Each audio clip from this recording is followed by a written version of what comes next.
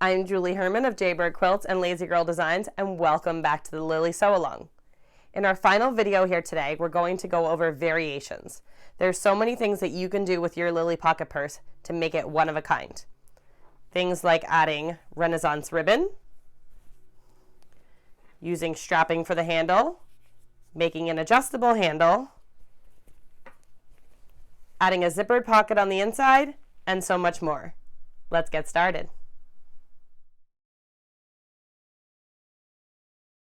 You can create your own laminated fabric using slicker iron-on glossy vinyl. The slicker comes either in a roll like this, or it can be bought on the bolt at quilt shops. And this is what it looks like when you open it. It's shiny on the one side, and it has a grid on the other. And when you peel it off, it's a little sticky, and you lay it on your fabric, and you follow the directions to iron it in place.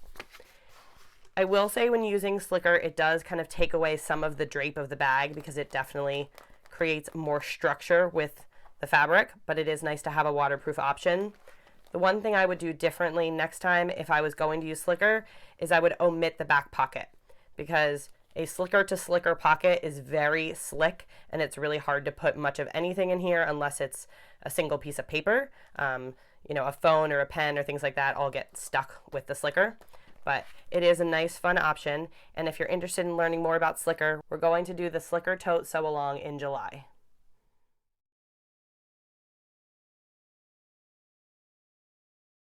One of the easiest variations to do is to change up your lining fabric. The way the pattern is written is that one of your linings is your outside right fabric and the other is your outside left fabric, and that's what you see I did here. But here I have decided, instead of using my lion fabric or my fairy flakes that I may want to save for another quilt or bag, that I decided to use a different fabric on the inside. A couple of reasons. First, I like to have light colored linings in my bag as it makes it easier to find my things. Second, this way I can save the rest of my lion fabric for somewhere where you want to see it more than just the lining of a bag.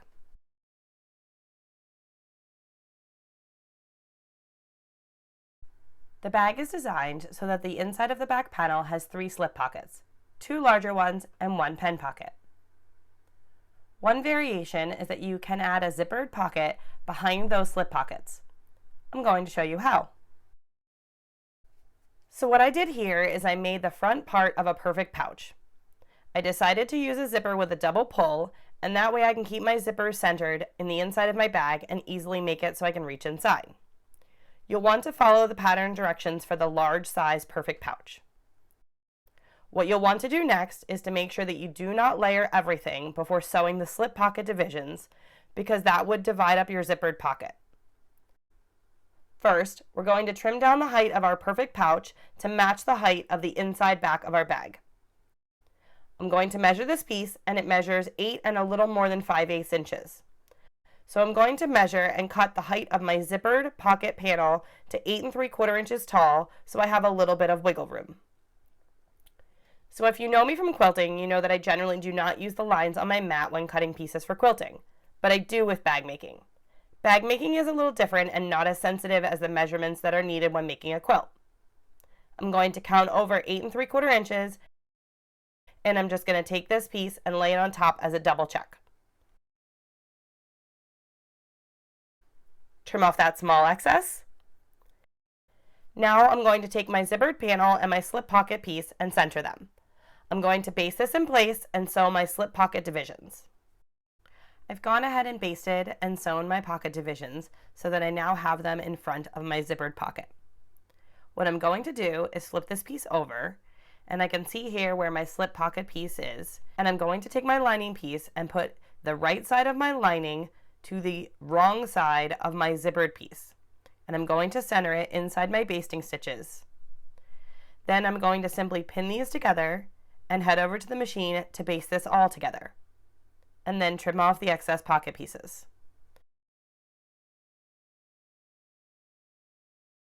One quick note, you'll want to make sure that when you're doing this, that your pull or pulls are on the project and that you do not accidentally trim a pull off.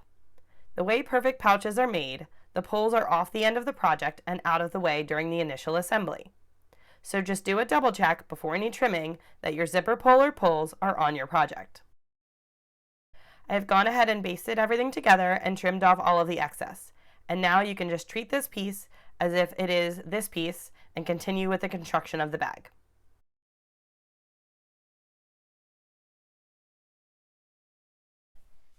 The pattern is written for 4 basic waistbands, but if you'd like, you can jazz it up a little bit.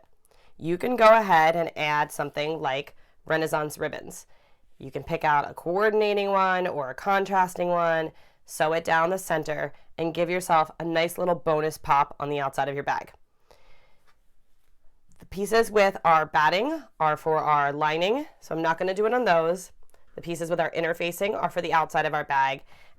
I've decided that I'm going to sew it onto my front cover, and I'm going to leave my back cover waistband plain. So I'm just going to decide, looks like if I do it here, I get 2 bunnies and 1 of each of the other animals. So I'm just going to center it and clip this in place and head over to the sewing machine to top stitch this onto my waistband. I've trimmed my ribbon down and clipped it in place so that I have my little creatures centered. And I've put some coordinating thread in my machine, and I'm simply going to top stitch the top and the bottom to sew my ribbon in place. One quick note, up until now I've been sewing most of the bag with a walking foot, and I have changed back to my standard foot, and I have a clear foot. I find that sometimes when using my walking foot, the feed dogs that are on the bottom of the walking foot can damage the delicate fibers of the ribbon, so I find more success with my standard presser foot. So I'm going to start on the edge of the ribbon so that if I get any thread nest, it's off my project, and simply top stitch down both sides.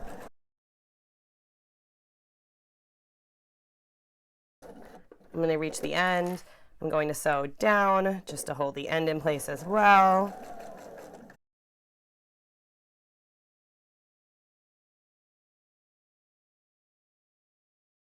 And now I can simply trim off the ends and continue to piece my project as directed. One last note is that these ribbons are made with tiny little polyester fibers, and as a result, they don't handle heat as well as cotton fabric. So from this point on with this piece, I'm going to make sure to use a pressing mat or be extra careful with a lower temperature setting on my iron when I get near the ribbon. A magnetic closure. I love these from ByAnnie. It's simply 2 small pieces of plastic with magnets embedded in them, and they're pretty strong, as you can see. And what you do is you sew them to the inside of your bag, and the magnet works through the fabric. For this bag, I'm going to use a magnetic closure instead of hook and loop. So I'm going to show you how I do that. Start by flipping both of your pieces over and marking the center and the same 3/4 of an inch from the edge. And then with your magnets, one's positive, one's negative. That part doesn't matter so much. What matters is one side has a little bit of a dot and the other side does not. And the side that does not is the more magnetic side. So that's the part that you want down. So you want to see your dot when you're doing your stitching. So pick one piece to go on either side and line it up centered right below that line. And I have put on my zipper foot so that I'll be able to get nice and close to my magnet, and coordinating thread because you will see it on the side with my stripes. And I'm simply going to sew a square around the magnet.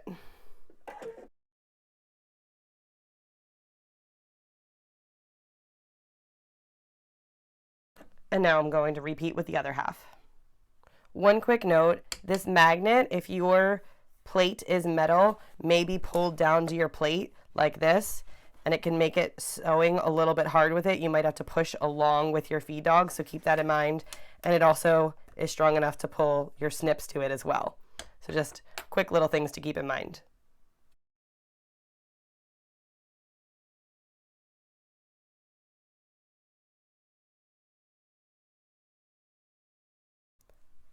I've now sewn my magnets to both of my linings, and as you can see, still have a nice, secure hold even through the layers of fabric and the fusible fleece.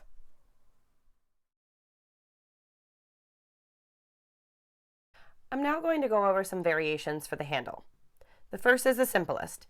Instead of making your own handle as directed in the pattern, go ahead and use pre-made webbing. I picked out this Tula Pink webbing. I think it looks great with these colors, and this is 2 yards. And so I'm simply going to open it up, measure the length that I want, and then follow the directions for installing the handle the same as they are in the pattern. Just use this instead of a handle that I made out of quilting cotton. The second handle variation is to add some bling to your bag. As you can see here in this example, there are rectangle rings attached to the handle. I really like these rectangle rings from ByAnnie. To put them on, you take your handle, whether it's pre-made webbing or you made it yourself, go through the rectangle ring and cut this piece off. Go ahead and sew this in to the bag following the directions on how to install the handle. Finish the bag as directed, and then you'll add another piece of the handle in the other direction. Complete directions on how to do a handle installation using this technique are included in the Canvas pattern.